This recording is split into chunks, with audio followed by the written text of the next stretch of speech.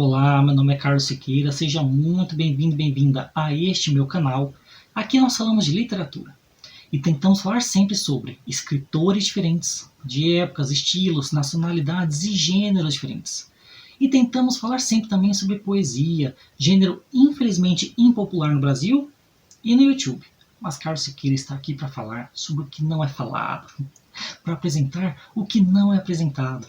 E nessa data, no Dia dos Professores, dia 15 de outubro de 2022, eu trago aqui um poeta que já foi abordado no canal e que, quando eu o fiz, já havia prometido que ele voltaria nesta data, porque o meu poema preferido dele fala sobre ensino, aprendizagem e a figura do professor. E também homenageia aquele que é o nosso maior professor brasileiro, quer você reconheça ou não. Bem, o poeta é o amazonense, amigo de Drummond, amigo de Neruda, tradutor de Neruda no Brasil, traduzido por Neruda para o espanhol, Tiago de Mello. O poema se chama Canção para os Fonemas da Alegria e o homenageado é o Paulo Freire.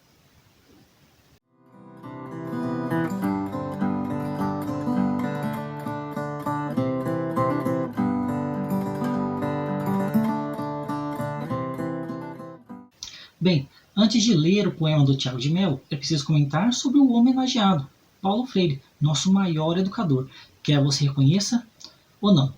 Paulo Freire foi um professor, educador brasileiro, que inovou no método de ensino-aprendizagem e que, por isso mesmo, é o brasileiro que mais recebeu honrarias, méritos, prêmios internacionais. É o brasileiro mais mencionado nos trabalhos acadêmicos de todo o mundo. E você não pode negar isso. Você que critica sem ter lido e que, se o leu, não entendeu. E isso já é muito significativo. Bem, e como que ele ficou conhecido? Paulo Freire se tornou famoso quando, nos anos 60, ele, junto de outros 40 professores, foram para um pequeno povoado no interior do Brasil com uma meta: alfabetizar, ensinar a ler e escrever 300 pessoas em apenas 40 horas. E ele conseguiu, através de um método novo que ele estava desenvolvendo e que buscava discutir o ensino-aprendizagem, ensinar a ler e escrever através do próprio contexto das pessoas. Então eles, os professores, foram para esse pequeno povoado ensinar pessoas já adultas, trabalhadores rurais. Então, bom, você já deve ter ouvido falar numa cartilha chamada Caminho Suave, que ensinou, quer dizer, serviu como base para ensinar muita gente a ler e escrever, o pessoal mais antigo, e que já há muito tempo vem desatualizada. Essa forma de ensino já vem ultrapassada. Por quê? Ela ensina de forma mecânica, com frases desconexas, que não fazem muito sentido para todas as pessoas. Bom, você já deve ter ouvido falar numa frase clássica para ensinar as vogais e as consoantes, principalmente a consoante V, que é uma frase que diz assim: Ivo viu a uva, ou Eva viu a uva. E o Paulo Freire não via sentido nisso. Ele se perguntava e fazia as pessoas questionarem: quem é Ivo? Que uva? Você sabia que muita gente não sabe o que é a uva por conta da classe social em que ela pertence, por conta da área em que ela vive? Não sabe que fruta é essa. Então, Paulo Freire se questionava: calma aí, quem plantou a uva? Peraí, quem colheu? Quem vendeu? Quem lucrou? Então você percebe que, através de uma simples frase, ele fazia as pessoas questionarem a própria realidade. E é claro que isso não foi bem visto pela nossa elite, que o Gessé Souza, grande sociólogo brasileiro, chama de elite do atraso, que elas querem que as pessoas continuem ignorantes, sem questionar a própria realidade. Querem que as pessoas apenas mecanizem as frases, leia e não entenda. E não era isso que o Paulo Freire queria. Bem, então, por isso ele foi perseguido, saiu do Brasil, foi exilado, mas o seu método de ensino, que ele propagou o mundo afora, foi reconhecido, como eu mencionei, na Finlândia, que é um país de primeiro mundo, educação de primeira linha. Lá eles adotam esse método de ensino, lá existe uma estátua em homenagem a Paulo Freire, ele que é mencionado, o brasileiro mais mencionado em todos os trabalhos acadêmicos, a pessoa que mais recebeu prêmios internacionais, honrarias, títulos, etc. Uma pessoa que você pode não concordar com o método de ensino dele, mas não pode negar a sua importância, que é o que vem acontecendo nos últimos anos aqui no Brasil, com mentiras, falcatruas, criadas por essa, não apenas nossa elite, mas a ala direita do nosso governo. Do nosso governo não, né? Da nossa população. Infelizmente, além dessa metodologia mais questionadora sobre o contexto social daquelas pessoas, o Paulo Freire inovou também porque ele colocou o professor no mesmo nível que o aluno. Ele não se colocava num patamar superior, num pedestal. Pedestal que, aliás, muitas vezes, até hoje, infelizmente, muitos professores ainda se colocam, como se eles fossem superiores. Não, não. O Paulo Freire via que o professor ensina, mas também aprende ao ensinar. E quem aprende também ensina aquele que está ensinando, justamente através das perguntas. Porque você faz uma pergunta, você se questiona sobre aquilo e às vezes você obtém respostas que você não havia pensado até então. Ou você busca um novo método, um novo meio de falar aquilo que você já sabe. Então é um novo aprendizado. Esse aprendizado que é construído através do diálogo, do dialogismo. E não é uma coisa que o Paulo Freire chama de educação bancária, em que o professor investe conhecimento, investe no aluno, que só vai recebendo, não fala nada, só vai recebe. E de repente o professor saca com a prova e vê se aquilo que ele depositou ainda está presente na máquina, na pessoa que está recebendo mecanicamente aquilo que está sendo dito. Não, não. Paulo Freire via o aprendizado como uma construção no momento. Uma outra característica é que, a depender de quem estava aprendendo, as palavras escolhidas para serem ensinadas eram diferentes. Como assim? Bom, então, Paulo Freire, mais os 40 professores, foram ensinar trabalhadores rurais analfabetos a lerem e escreverem. Muito bem. Esses trabalhadores eram o quê? Eram pedreiros, marceneiros, etc. Então as palavras que eles deveriam aprender eram palavras ligadas ao seu cotidiano. Enxada, pá, areia, pedra, terra, cimento, tijolo, telha, madeira e por aí vai. E não palavras desconexas. Eu vou escolher uma palavra bem difícil aqui que eles nunca ouviram falar. Para que isso? Para afastar a pessoa do conhecimento? Bem, não era assim que o Paulo Freire pensava. Isso é mais uma inovação no seu método, utilizar palavras geradoras. Como assim geradoras? Que, através de palavras chaves, elas construíssem novas palavras. Então, por exemplo, a palavra tijolo. Bom, tijolo começa com T. O que mais começa com T? Aí uma outra pessoa fala, telha, terra. Então, isso vai gerando novas palavras, todas elas de acordo com aquele contexto. Isso é inovador, gente. Bem, eu vou ler o poema logo que eu estou enrolando e vocês perceberão que o Thiago de Mello, que sempre foi um defensor da liberdade das pessoas, assim como Paulo Freire, Thiago de Mello, que sempre foi um poeta da democracia, do povo, dos pobres, reconheceu a lição do Paulo Freire, fez esse poema maravilhoso, o meu poema preferido do Thiago de Mello, que eu vou ler agora. Eu vou comentar sobre algumas passagens aqui que vão se relacionar com o método de ensino do professor e vocês vão perceber na própria obra. Leiamos. Canção para os fonemas da alegria. Fonemas, você sabe, são sons que compõem a palavra. Dedicado a Paulo Freire. Peço licença para algumas coisas. Primeiramente, para desfraudar este canto de amor publicamente. Sucede que só sei dizer amor quando reparto o ramo azul de estrelas que em meu peito floresce de menino.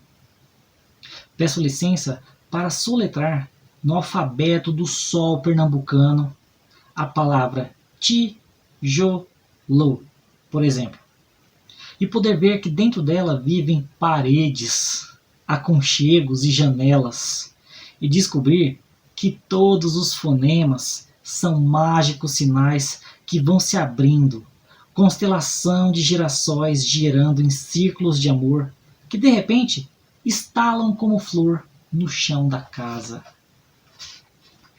Às vezes, nem a casa, é só o chão. Mas sobre o chão, quem reina agora é um homem diferente, que acaba de nascer. Porque unindo pedaços de palavras, aos poucos vai unindo argila e orvalho, tristeza e pão, cambão e beija-flor. Cambão, eu já mencionei o que é aqui no canal, hein? Um dos seus significados é vara. Então a vara e o beija-flor. E acaba por unir a própria vida no seu peito, partida e repartida, quando afinal descobre num clarão que o mundo é seu também. Que o seu trabalho não é pena que paga por ser homem, mas um modo de amar e de ajudar o mundo a ser melhor. Peço licença para avisar que, ao gosto de Jesus, este homem renascido é um homem novo. Ele atravessa os campos espalhando a boa nova e chama os companheiros a pelejar no limpo, fronte a fronte, contra o bicho de 400 anos, mas cujo fel espesso não resiste a 40 horas de total ternura. Peço licença para terminar soletrando a canção de rebeldia que existe nos fonemas da alegria. Canção de amor geral que eu vi crescer nos olhos do homem que aprendeu a ler. Tiago de Mello. Bem, esse poema aqui foi escrito em 1964, ano em que você já sabe, já estava instaurada aqui a ditadura militar. Uma vergonha para a nossa história. E foi escrito no Chile, porque o Tiago de Mello estava exilado, assim como seria exilado depois o próprio Paulo Freire. Chile, que, aliás, anos depois, também viria a sofrer um golpe, que traria Augusto Pinochet para o poder. Bem, e aqui você tem alguns elementos importantes nesse poema. Como eu já mencionei, os fonemas da alegria, os sons da alegria. E aí você tem, eu vou reler alguns trechos aqui, você tem alguns elementos significativos. Primeiro, peço licença para dizer algumas coisas. Então você já tem aqui um eu lírico educado e não autoritário. Primeiramente, para desfraudar este canto de amor publicamente. Interessante a pessoa pedir licença para falar de amor, né? É como se os tempos fossem sombrios. E hoje nós estamos vivendo tempos sombrios novamente. Há muita gente que tem vergonha de falar sobre sentimentos bons, sobre amor, amizade. Agora, para ódio, aí todo mundo fala. Todo mundo não, né? Mas muita gente. Infelizmente. Bem, e aí depois ele vai falar da palavra tijolo, que aliás, o Paulo Freire, em algumas ocasiões, fazia isso. Pegava um tijolo e repartia em pedaços. E em cada um ele escrevia as sílabas tijolo, em 3 pedacinhos de tijolo. Aí falava, olha, a palavra, a coisa que você está falando é composta de pedacinhos. Esses pedacinhos são chamados de sílabas. E aí você pode formar com essas sílabas outras palavras. Vamos tentar. Então você percebe que o aluno, ele se tornava agente ativo daquela situação. Ele buscava, ele trazia sugestões. Aliás, Paulo Freire valorizava o conhecimento do aluno. Não era só o professor que detinha o saber. É claro que o professor estava lá para ensinar coisas novas, mas o aluno também tem algo a ensinar. Ora, um professor, no meu caso, eu sei um pouquinho de literatura, mas se eu for conversar com uma pessoa da roça, eu não sei nada daquele contexto. Aquela pessoa que talvez não saiba nada de literatura tem muito a me ensinar. Mas para aprender, é preciso ter a mente aberta. É preciso que eu seja uma pessoa humilde. Coisa que vem faltando nos dias de hoje. Meus amigos.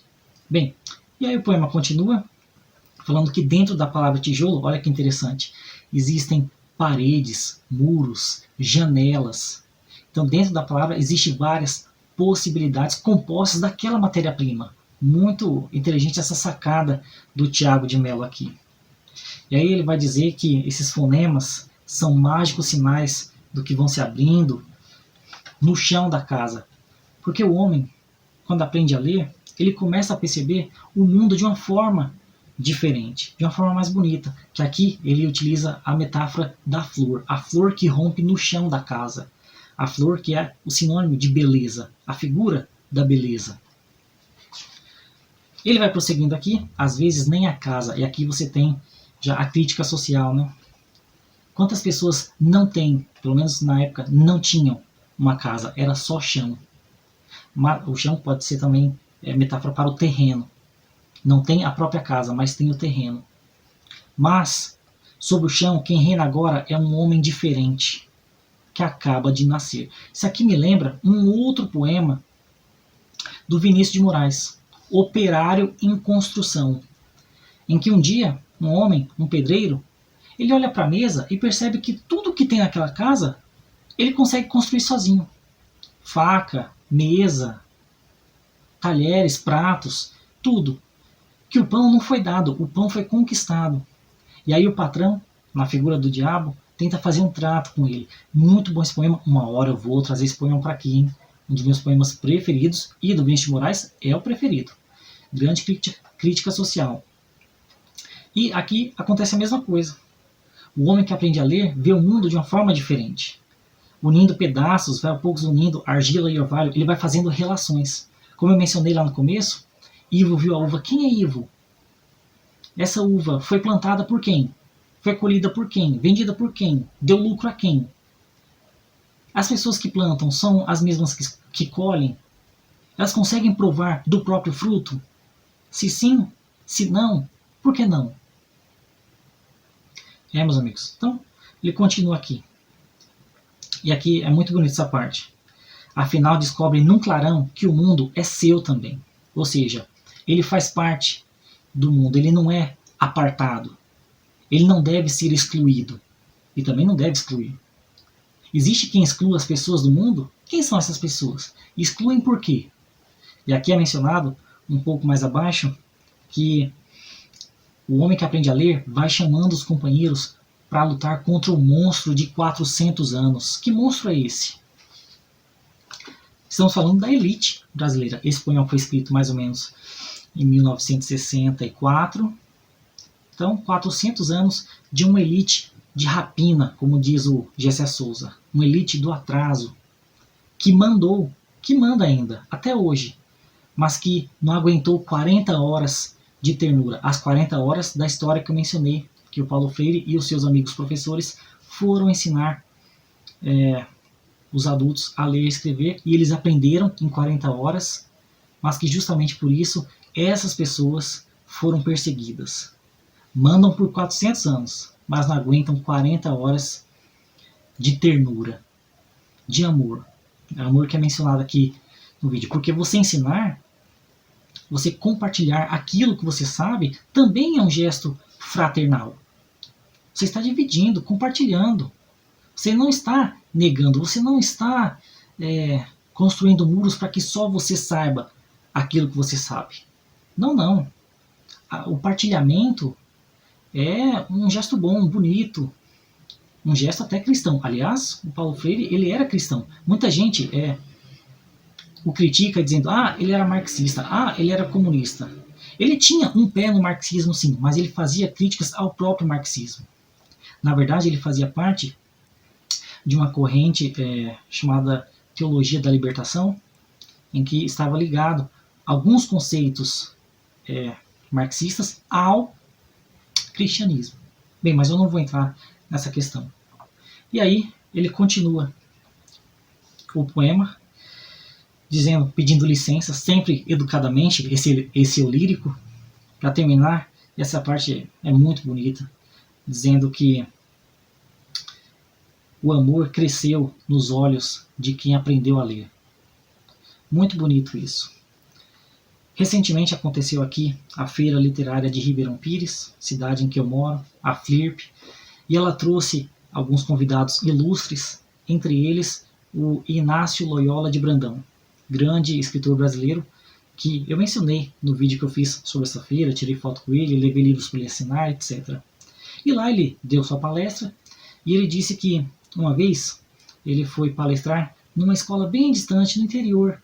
Falou sobre a importância da literatura, de ler, de escrever. E aí no final do dia, 2 pessoas chegaram a ele e falaram que gostaram muito, só que elas não sabiam ler. Eram as faxineiras da escola. Elas pediram para que ele ensinasse elas a ler. E ele falou, olha, eu não posso ensinar porque eu vim aqui pela primeira vez. Não sei quando eu voltarei, mas vocês podem pedir para a professora. E ele foi embora. E elas deram um presente para ele que ele disse que nunca esqueceu e que, embora ele já tenha ganhado muitos cachês muito altos, nenhum se compara a esse presente. 1 litro de mel, mel puro, de abelha. Esse gesto sincero, singelo, mas que eterno, foi eterno e eterno também. E aí, anos depois, ele foi dar uma entrevista numa emissora de televisão pequena.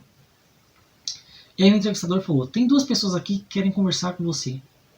E eram aquelas 2 faxineiras de anos atrás. E ele as reconheceu.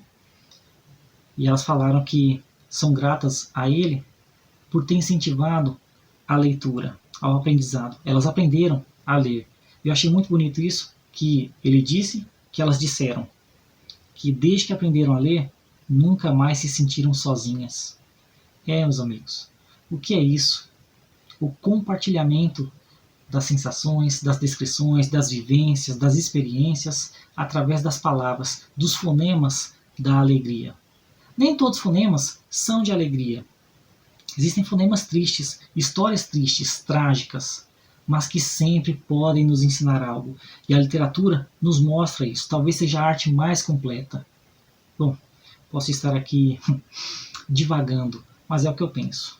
E o aprendizado nos faz questionar, nos faz não aceitar aquilo que está posto, mesmo que esteja posto há mais de 400 anos. A pessoa que aprende a ler, cresce amor nos olhos, mas também indignação. Não aceita a realidade como tal, quando injusta. E isso me lembra, por sua vez, um outro poema que eu vou pegar aqui, espera um momento. Bem, fui ali pegar um livro de um poeta, dramaturgo alemão, que eu gosto muito, um dos maiores da sua época. Estou falando do Bertolt Brecht. E eu escolhi um poema aqui, que eu lembrei, que ele tem tudo a ver com o que estávamos discutindo. Ele se chama Perguntas de um Trabalhador que Lê. Eu vou ler aqui, é rapidinho. O Brecht ele tem uma característica que ele vai direto ao ponto, não fica fazendo muitas metáforas e é sempre certeiro no que fala. Vejamos. Perguntas de um trabalhador que lê.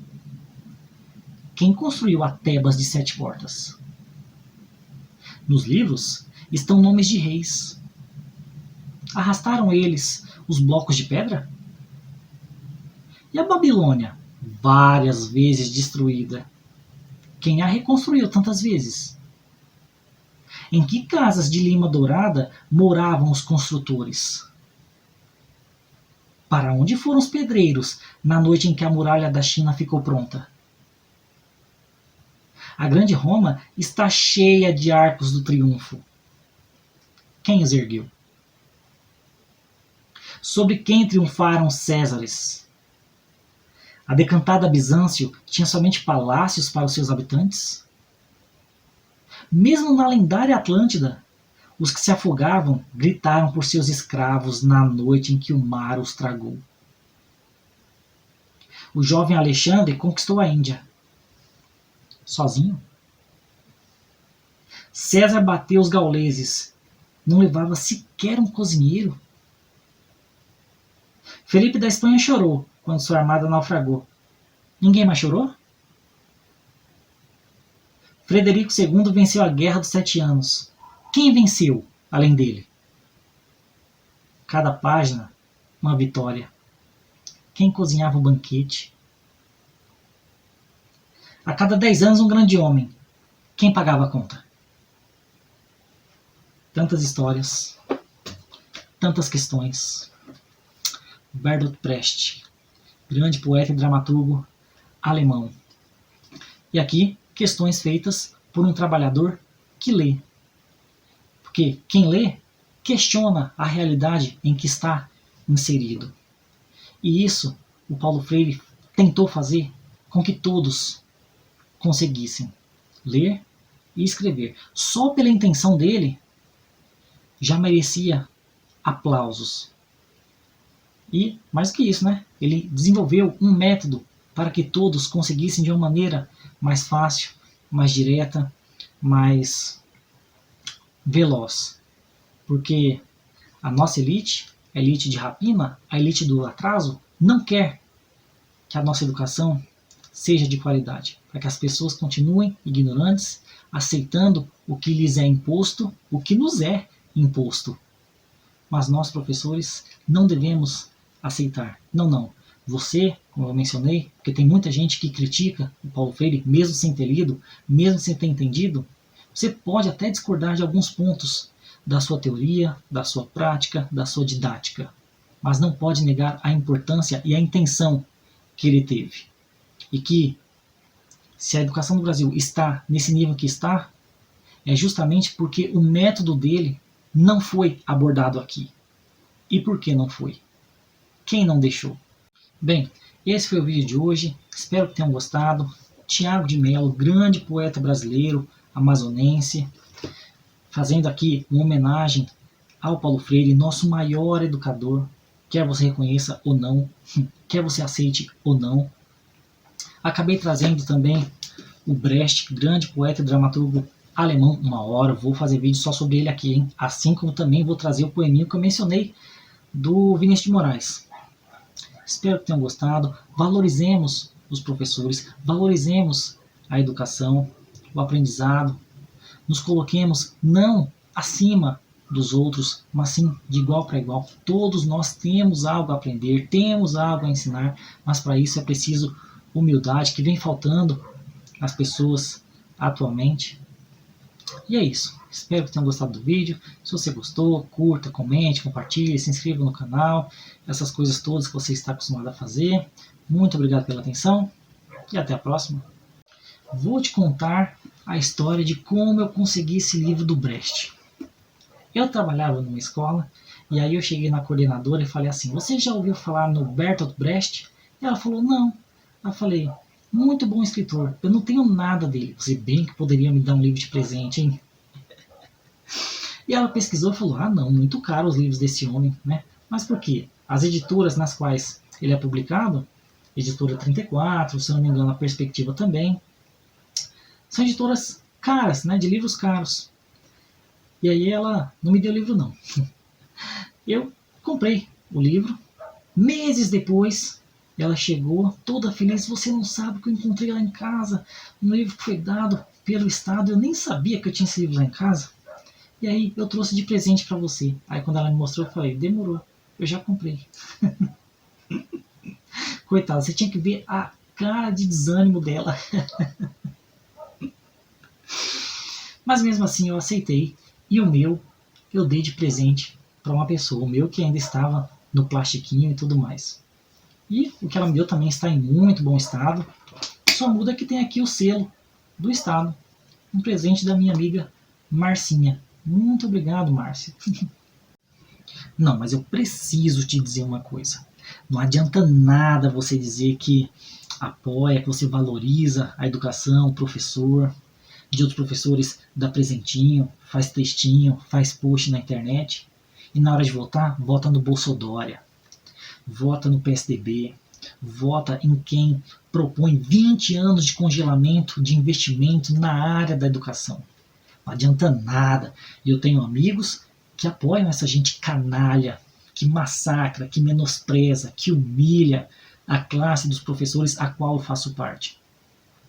E, na verdade, ao massacrar a nossa classe, você massacra a sociedade inteira, porque todo mundo passa pelas mãos do professor, esse profissional que nós chamamos de eterno, porque a gente marca a vida das pessoas para o bem ou para o mal, dependendo da abordagem. Sempre tem alguém acima de nós para nos ensinar algo.